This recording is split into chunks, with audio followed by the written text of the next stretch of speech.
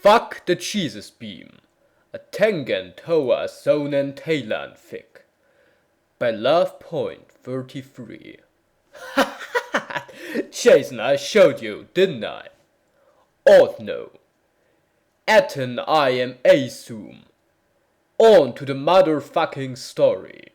Chapter Satisfaction. Yeah, yeah, yeah, yeah. I strode the pathways between realities, drinking the great corruption and loving every second of it. It had been millennia. Far too long. Far too long. I looked around me, absorbing the radiance of this interdimensional alleyway. It was filled to the brim with pure insanity. Glowing and scrabbling about like the mindless child of a tumor, here we stood, in this age of unawakening. I took a breath of the tainted air and turned to my retinue. It has been a long time coming, I began. But now, because of few efforts in this day, I am once more corporeal. I owe a debt to each of you, and one that I am afraid can never be repaid. What I can do is this. Ye are no longer mindless drones, no longer half-realized ideas, no longer simply whole things, blinded by the light of an untruth. No longer unbeings, bombignettes, vitae inferna, I rechristen you. I rechristen you as bomb greatnuts and Syphili maxia. I willed it, and it was done. The one with the orange glasses shook for a second. The rest had full seizures, as the rib cages exploded outwards, and trees grew in a gory mess, turning the color of autumn slaughter, before condensing to pinpoints of black light and growing into the shape of my servants to be. But the one with the orange glasses just turned from blue and red to gold and green, the glasses expanding into the Star of David. I hadn't known that one of my servants was already so close to a true Gestalt entity. This was worth noting. After the others had formed into their final shapes, I spoke again. Because of what you accomplished to this day, and freed me once more, we've come to a moment that will define history for 1,000,000 years to come, servants. They knelt before me, an aura of plague surrounding them. I took a deep breath, and all but screamed, "Change has come to America!" And the applause was deafening.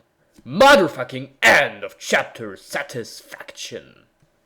Fuck ta Xiao Beam! Athing and Toppa Solnen Thailand fic. By Love Point 33. No. Sup my fawn, and wonderful cunts. It's been about an hour. Time for the next chapter. And it fucking rocks. Chapter fucking awesome. Your head exploded. Groaning, I pulled myself off the floor. OBAMA had not been gentle when he tore open reality. Not at all. My personality was splintered, fractured into thousands of glimmering, darkling pieces. Then I remembered I was down a hand. Shit, I muttered. I hadn't wanted to use even a little bit of my flower power, but summoning the Legio Cornu required two. Sighing, I opened my palm's flower, watching as the miracle of anti-life happened before my eyes. It anti-withered, anti-grew, and anti-sprouted. Reality cracked and dark mists poured out from the deep. I held out my stump, and the black mists danced around it. Infernal nightmares the size of bacterium testing my flesh. If I found it yielding, I would die, but not before my insane screams echoed into the never-were, and my body pulsed and twitched, languishing in the embrace of venereal diseases. Niemi is not yielding. Almost with a sigh, few mists bent to my will, forming a hand of perfect ebony black microdemons, joining together. The color of it slowly lightened as the quanta of decay was diluted by my body. I hacked up some flagon. It was full of maggots. I ate it. Relishing the snack, I began climbing up the pole sideways, back into the fifth dimension. Insanity embraced me, and I was a young boy watching his mother get shot to death by bullets made of flowers, from guns made of lasers, generated by the rotting corpse of a mummified penguin that had died in the Western Sahara during a rainy day, looking for an ice cube that had been stolen from its home in Tierra del Fuego by an army of mutant locusts cast from the blue flame of a father's hatred towards his only son, caused by the boy's madness from sea as Andrew gets shot to death by bullets made of pillows. And so the cycle repeated. After a long time I came back into the day zone, and for a day I just sat on the deck, curled up into a fetal position, crying. I was relieved. So relieved. Who was I? Who was I? Oh God, oh God, oh God, oh God! Oh God, oh God! I screamed with my voice and my mind, my heart and my soul, my love and my hate, and the sky shattered. 2 days later I was still screaming with everything but my voice. The door opened. Yummy, what? John Errol began, and then he saw the pole, and he understood. Oh God! He said.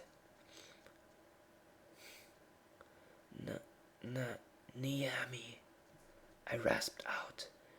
My name? Yeah, you just stay here. I'll be back in a... No, I shouted. No, I whispered. A look of pain flashed in his eyes before he said, Okay, I'll stay right here. 4 days later I was mostly intact again. But no, never again. Never, ever again. I've made combats with behemoths and leviathans and creatures of the outer night, but that pathway through the fifth dimension, never again. Finally I pulled myself up. Joe Nero's body was beside me, having run out of power.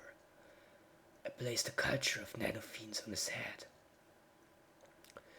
My gift to you, I whispered. He would never need to recharge again. Walking out onto the main deck, I came across the corpse of the fetus Inferno I had killed almost a week ago. Only it wasn't.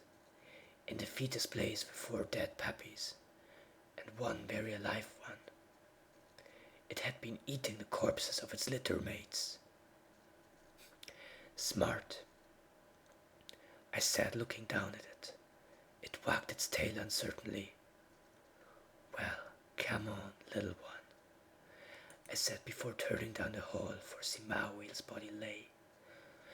I needed him alive for the ceremony that was to come. The puppy followed from a distance. I turned into the room and stopped. His body wasn't there, which could only mean that he had resurrected himself. Good. He would actually be durable now. But if he had brought himself back, why hadn't he come to my aid? There was only one conclusion. Traitor. The word burned in my mind like a neon sign on the dark night. Powered by the light of 1,000,000 dying suns. And finally I was complete. It had taken that singular rage to bring me back to a state of situs intacta.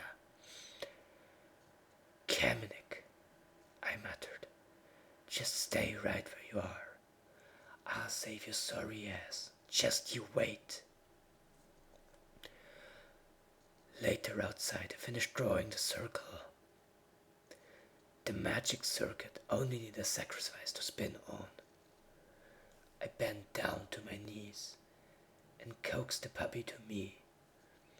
It took a few minutes, but eventually it was close enough, and I shot out snake fast and grabbed it. It immediately snarled and began struggling, trying to bite was planning on using the Mawils for this, I said, but you'll work almost as well.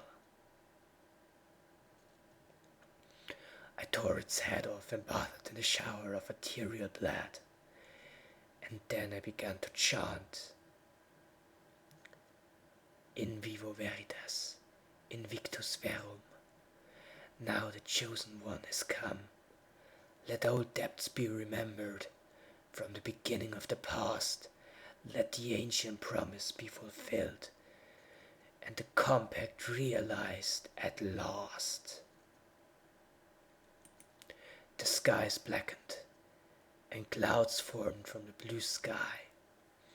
Pillars of electricity fell to the 16th cardinal point of the circle, and the air groaned with strain.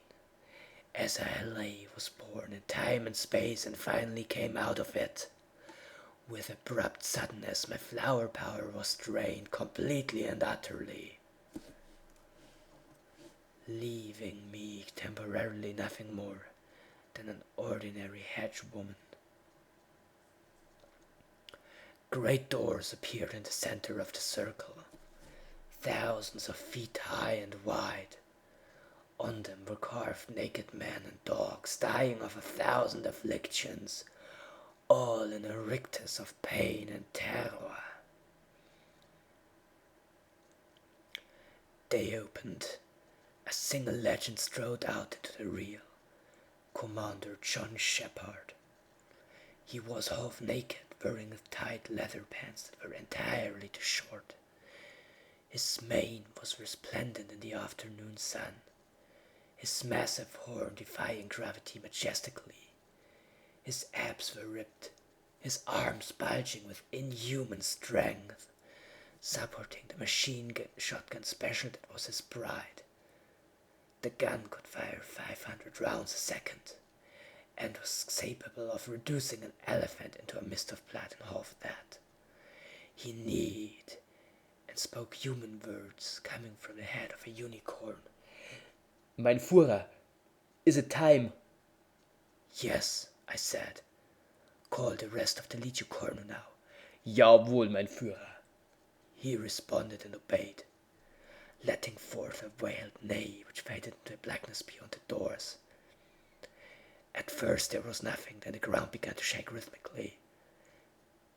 And then legends strode from the land of myth into this world.